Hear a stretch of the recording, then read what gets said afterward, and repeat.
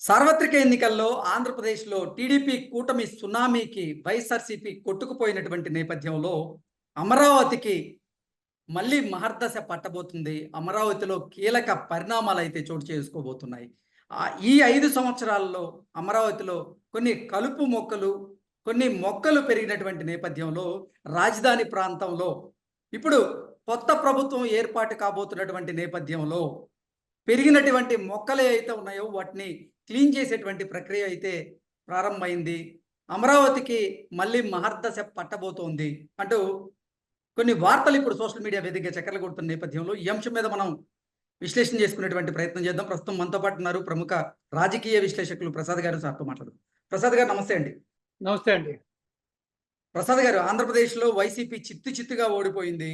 ఈ నేపథ్యంలోనే అమరావతికి మళ్ళీ మహర్దశ పట్టబోతోంది. అమరావతిలో కీలక పరిణామాలు చోటు చేసుకోబోతున్నాయి. అమరావతి రాజధాని ప్రాంతంలో పెరిగినటువంటి చెట్లన్నింటినీ కూడా క్లీన్ చేసే ప్రక్రియ ప్రారంభమైంది. ఇక అమరావతికి మహర్దశ పట్టబోతుంది అంటూ కూడా కొన్ని వార్తలు ఇప్పుడు సోషల్ మీడియా వేదికగా చక్కర్లు కొడుతూ ఉన్నాయి. దీని మీద మీ విశ్లేషణ ఏంటి? సో నిజమే కదండీ. ఇప్పుడు ఈ 5 సంవత్సరాలుగా తీసుకుంటే ఎంత విధ్వంసం జరిగింది. ఏ విధంగా నిర్లక్ష్యం వహించారు. ఇటు అమరావతిని చంపేసనే ఉద్దేశంతో ఇటు వైజాగ్ అన్నారు, 3 రాజధానులు అన్నారు, 3 ముక్కలాట ఆడారు. సో ఆ విధంగా చూస్తే మీకు రాజధాని ప్రాంతంలో కూడా పూర్తిగా వెలవెలపోయింది, కళ తప్పింది. అంతకుముందు ఉన్న బిల్డింగ్‌లు గాని, అంతకుముందు ఉన్న ఇన్‌ఫ్రాస్ట్రక్చర్ గాని, డెవలప్‌మెంట్ అంతా కూడా పూర్తిగా నిలిపివేయబడిపోయింది. మనం చూసాం. ప్రత్యక్షంగా కొన్ని క్లిప్పింగ్‌లో చూసాం, కొన్ని దృశ్యాలు చూసాం, కొన్ని వీడియోల్లో కూడా చూసాం. ఏ విధంగా ఈ వైసీపీ మూకలు, వైసీపీ నాయకులు అమరావతిలో ఆల్రెడీ ఆ నిర్మాణ సమయంలో మిగిలిపోయిన స్టీలు, సిమెంటు, ఇటుకలు తదితర బిల్డింగ్ మెటీరియల్‌కి సంబంధించినవి అన్నీ కూడా ఏ విధంగా వాళ్ళు తస్కరించి తీసుకెళ్ళిపోయారు. ఈవెన్ కొన్ని చోట్ల చూసుంటారు మీరు, రోడ్లు కూడా తవ్వేసేసి ఆ గ్రావెల్ కూడా తీసుకెళ్ళిపోయారు.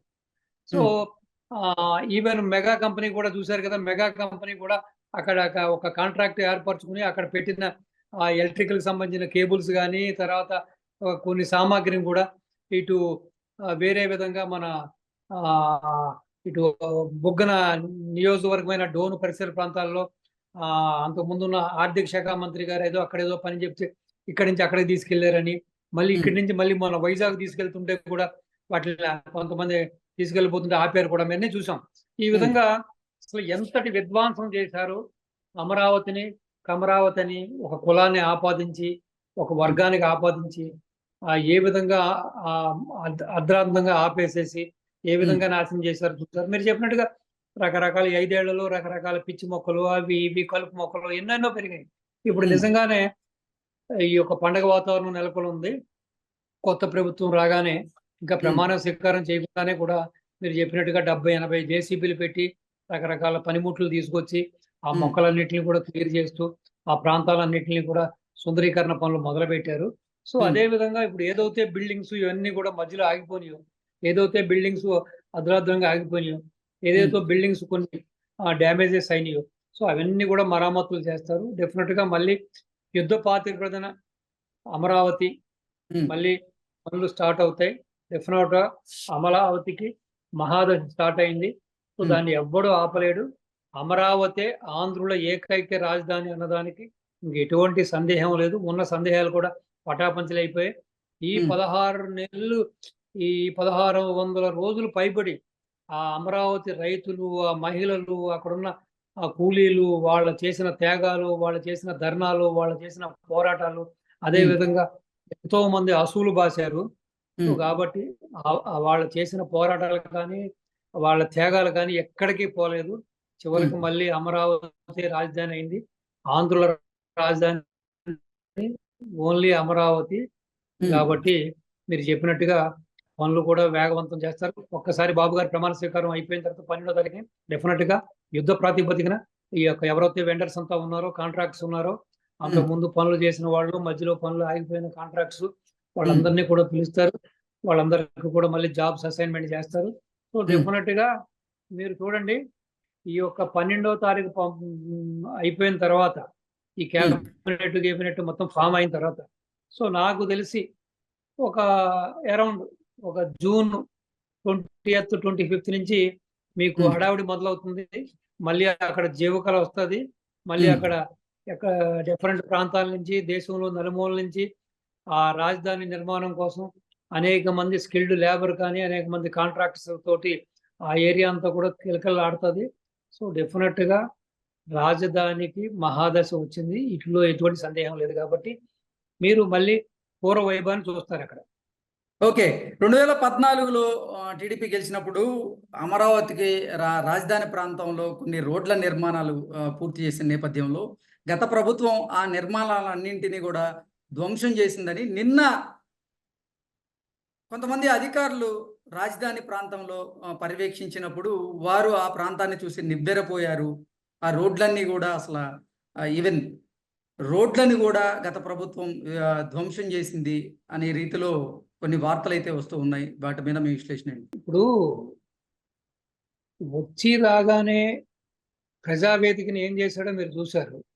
అంటే ఇప్పుడు మీకు సినిమాల్లో చూపిస్తారు, ఒక విలను, ఒక ఎలివేషన్ చూపిస్తారు. ఒక పవర్ఫుల్ విలన్ రాగానే ముందు ఒక 10 మందిని చంపడమో, ఒక ఇద్దరిని చంపడమో, లేకపోతే ఒక పవర్ఫుల్ పోలీస్ ఆఫీసర్ని చంపడమో, లేకపోతే హీరోకి సంబంధించిన తల్లిదండ్రులను చంపడమో, హీరో ఫ్రెండ్ని చంపడమో చేస్తాడు.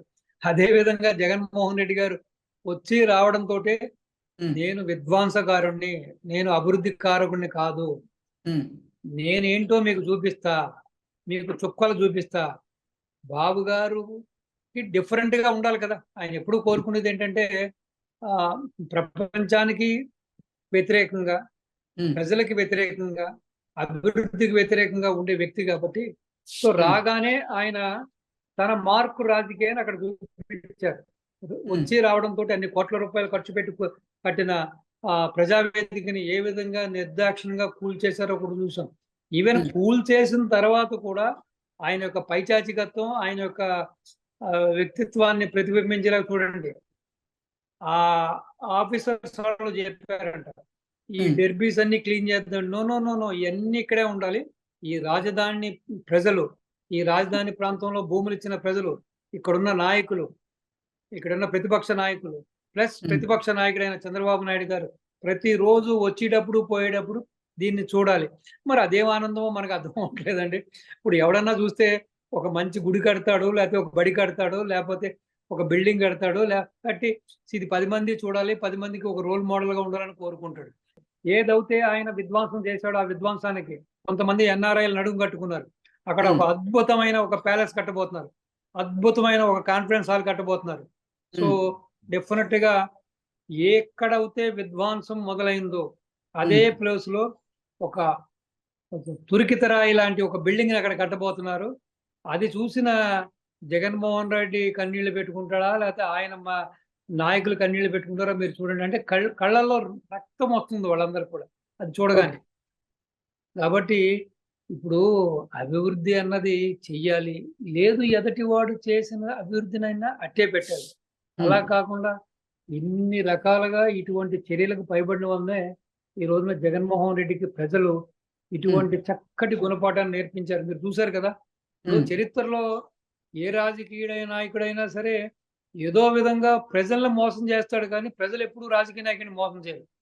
సో దేశ చరిత్రలో మొట్టమొదటిసారిగా ఒక ప్రజలు నీకే ఓట్లేసాము, నీకే వేస్తున్నాము, నువ్వే మళ్ళీ సీఎం అని చెప్పి మభ్యపెట్టి ప్రజలు మోసగించిన ఎవరైనా నాయకుడు ఉన్నాడంటే అది కేవలం జగన్మోహన్ రెడ్డి. ఎందుకంటే తెలుసు ప్రతిపక్ష నాయకులకి సేఫ్టీ, ప్రతిపక్ష కార్యకర్తలకు సేఫ్టీ లేదు, వ్యాపారవేత్తలకు సేఫ్టీ లేదు, రాష్ట్రంలో ఎవడు కూడా మాట్లాడకూడదు, ఎవరికి భావ స్వేచ్ఛ లేదు, వ్యక్తిగత స్వేచ్ఛ లేదు. కాబట్టి లేదు మేము టీడీపీకి వేసాము, జనసేనకి వేసాము, బీజేపీకి వేస్తామంటే ఏ దాష్టికానికి ఒడిగడతారో, ఎటువంటి చర్యలకు బలపడతారో, ప్రాణాలు తీస్తారో, కొడతారో, ఆస్తులు ధ్వంసం చేస్తారని ప్రతి వాళ్ళు కూడా మీకేసామన్నారు. అది నమ్మి ఈ జగన్మోహన్ రెడ్డి ఆల్రెడీ అరపిచ్చి జగన్మోహన్ రెడ్డి అలా ఫుల్ పిచ్చి జగన్మోహన్ రెడ్డి అయిపోయాడు. సో ఆ ఉద్దేశంతో వైనాట్ 175 అని చెప్పి మీరు చెప్పిన ఒక ప్రముఖ ఛానల్ ఇంటర్వ్యూ కానీ, లేకపోతే బాహటంగా మీటిల్లో కానీ మేము సిద్ధం మీరు సిద్ధమా అని చెప్పి. సో కాబట్టి ఏదేమైనా సరే ఇది డెఫినెట్ గా జనానికి జగన్కి జరిగిన యుద్ధం. నిజంగా ఒకసారి చేసిన తప్పుని మళ్ళీ పునరావృతం చేయకుండా, ఎటువంటి ప్రలోభాలకి లోను కాకుండా కేవలం వాళ్ళ శ్రేయస్సు, రాష్ట్ర శ్రేయస్సు కోసం ప్రజలు తీసుకున్న ఈ యొక్క గొప్ప నిర్ణయానికి మనం సదా వాళ్ళని అభినందిస్తూనే ఉండాలి. ఓకే. ఓకే ప్రసాద్ గారు. థ్యాంక్ యూ సో మచ్ అండి. నమస్తే అండి.